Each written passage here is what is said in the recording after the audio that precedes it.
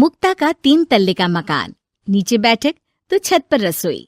अरे मुक्ता, गर्मा गर्म रोटी तो ला, बहुत स्वाद बनी है सब्जी।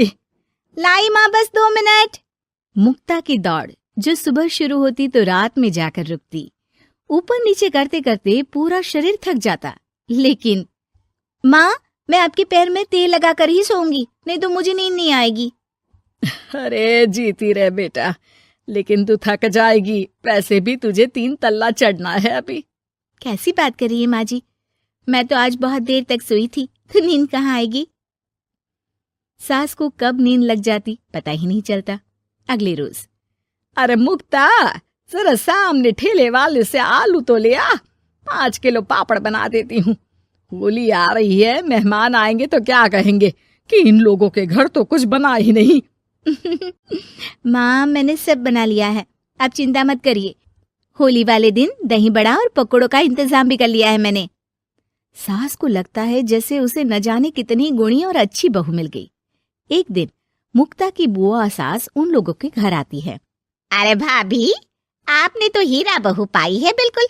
हर एक काम को ऐसे कर रही है जैसे कि रोबोट। एक हमारी है, 2 रोटी खिला दे तो गनीमत समझो।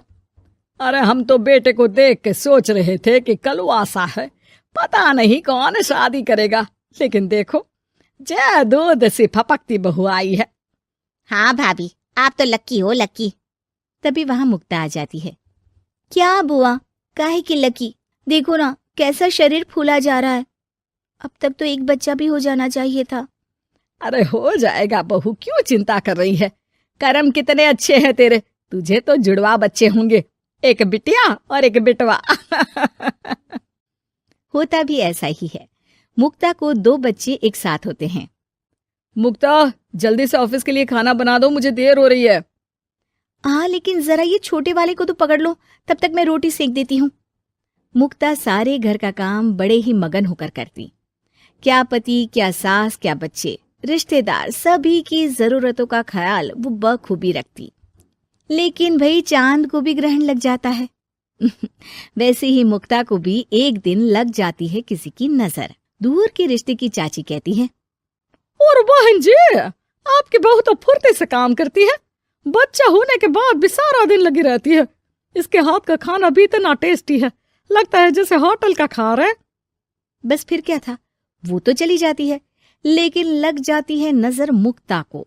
शाम के वक्त, मुक्ता, कहाँ है बहू? हाँ माँ जी, बोलिए, क्या हो गया? बच्चे को सुला रही हूँ। अरे बेटा, जरा चाय तो पिला दे। हाँ हाँ, जरूर बना लीजिए, मुझे कमरे में ही दे देना माँ जी, बहुत थकान लग रही है।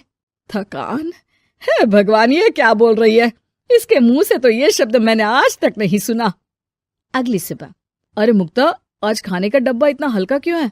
वो इसलिए क्योंकि मैंने सिर्फ रोटी और दाल बनाई है। अरे लेकिन मुक्ता, मैं तो नाश्ता, दिन का खाना, फिर शाम का स्नैक्स, फ्रूट, सलाद, ये सब लेकर जाता हूँ। कहाँ है ये सब? अरे कैसी बात कर रहे हैं आप, इतना सारा खाना तो मैं 4 दिन में नहीं खाती, जितना आप 1 दिन में बनाने की बात कर रहे हैं। ना जी ना, मुन्ने के साथ जितना हो पाएगा उतना ही करूंगी मैं। मुक्ता की बात सुनकर पति हैरान रह जाता है।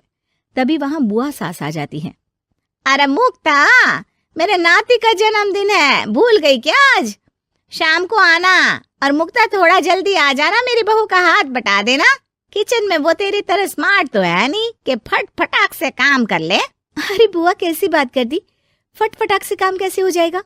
हम बहुएं हैं, रजनीकांत नहीं। बुआ देखो, आप काम के लिए पास के लल्लू हलवाई की बीवी को बुला लो, वो मदद कर देंगी, मैं तो नहीं आ पाऊंगी। बुआ सास को समझ में नहीं आता कि ये वो मुक्ता है जो 50 लोगों का खाना बनाकर भी चेहरे की चमक खोने नहीं देती थी। वही मुक्ता भी अपने कमरे में जाकर बिस्तर पर बैठ जाती है कि सास की आवाज आती है। मुक्ता, क्या हो गया बेटा, आज दोपहर के खाने की तैयारी नहीं करनी क्या? अरे माँ जी, अब नहीं होता मुझसे 3 तल्ले में ऊपर नीचे करना, आप लोग रसोई को ऊपर ही ले आओ। अरे पैरों में इतना दर्द होता है कि बता नहीं सकती। अरे लेकिन तू तो बोलती थी कि इससे तू फिट रहती है। अरे काहे के फिट माँ जी, हालत खराब हो रखी है।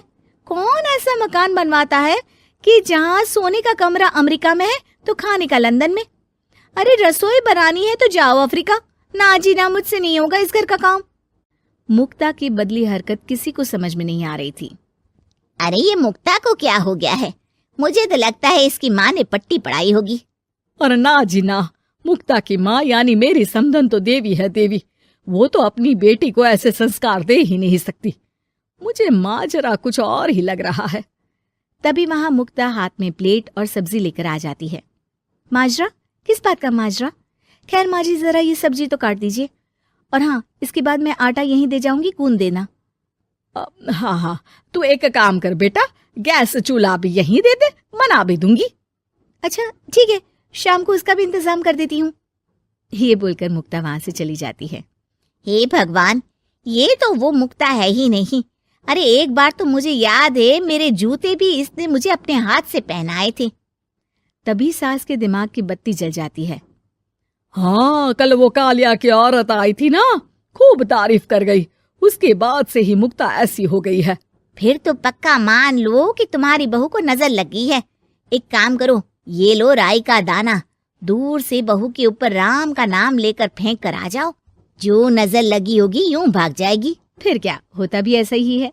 सास जैसे ही बहू पर राई फेंक कर वापस आती है, थोड़ी ही देर में मुक्ता भी आ जाती है। अरे माँ जी, आप ये सब्जी लेकर क्यों बैठी है? ना ना, लाइए, मुझे दीजिए। और चाची, अब तक आपके हाथ में चाय का प्याला नहीं आया।